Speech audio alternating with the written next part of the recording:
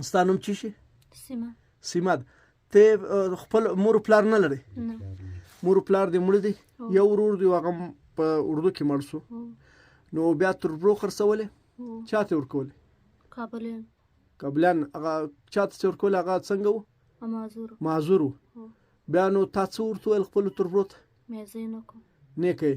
بیا له خپل کلي له خپل علاقې کلي نوم دې چیش دی؟ کونړ دی. بیا له کونړه د شپې وتښتېدې په 10 بجې. چا ته ورلې؟ طالبان کابل کې ونیول. طالبانو بیا څه درسره وکړو؟ هغوی بوتلم بندي کړم. بیا زما نه خبرې ویستلې. بیا ته دا کړم بیا یې دې خوا راواړلو. بیا دې راواړولې پاکستان. څومره پیسې درکړې؟ 4 زره. سلامونه قدرمنو، دغه زموږ بچی دا زموږ خور چې افغانستان د راغلی کوټې ته ده. دا وایي چې زه نه مور لرم نه پلار لرم. داسې په افغانستان کې ډېر ماشومان شته چې مور پلار یې نشته، یا مړه شوي دي یا په جنګو کې وژل شوي دي. دا وایي زه یتیمه یم. نو کوټې ته راغلی ده. څنګه راغلی موږ والله که په خبر یو، خو له دې وسال اخو چې دې ته څه مشکلات شته، څه مسلې دي، ولې راغلی، څه راغلی. اوس به زموږ خور خپل نوم، خپل علاقه، مسلې، مشکل درته بیان کړي.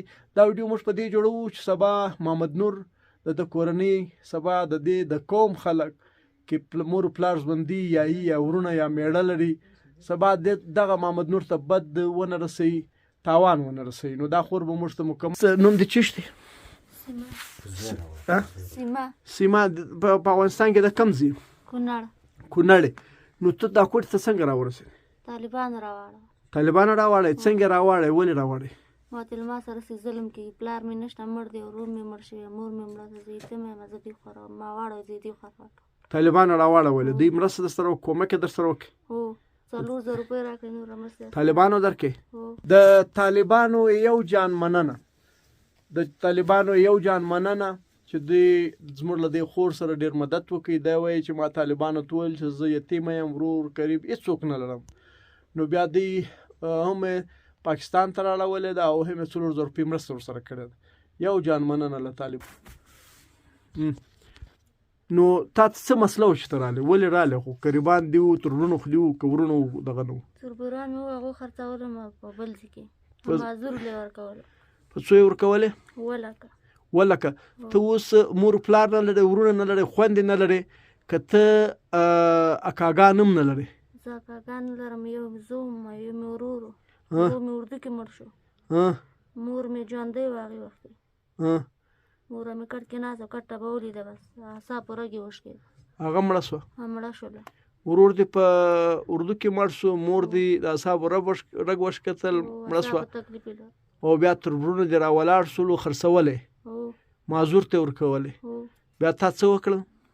بیا ما ویل چې زه دا میړه نه کوم، زه د نه ځم. هغه ویل ته نشې تللی. مې زه ځم. زه ته نوره پامسې 10 بجې د شپې ته زه راووتلې. سید. نو قدرمن، کچیري زموږ د خور دغه خبرې رښتیا وي، نو دا زموږ بچی ده. موږ د دې ساتنه کوو لکه د خپلې لور، لکه د خپلې خور. دا به په خپله مرضي او دلته دی اوسي لکه خپل کور سي، دا به یې ورونه او دا به د دوی خور وي. نو دې ته موږ هېڅوک هم تاوان نه سو رسولی، نه د دې تربرونه ورسولی سوی، نه بل څوک ورسولی سوی. نو د دې موږ دفاع کوو. او بل دا دی که دا هر ځای په خپله خوښه، دا زموږ بچی، دا زموږ خور چې له افغانستانه در په دره په منډه د خپلو تربرو د ظلم و جبر له وجې راغلی، او طالبانو یې تر پاکستانه پورې په راوستلو کې مرسته کړې، او نغد روپۍ 4,000 روپۍ هم ورکړي دي. د دې یوه نړۍ مننه. نو دې ته د دنیا یو قوت، یو طاقت هم نه تاوان ورسولی سوی.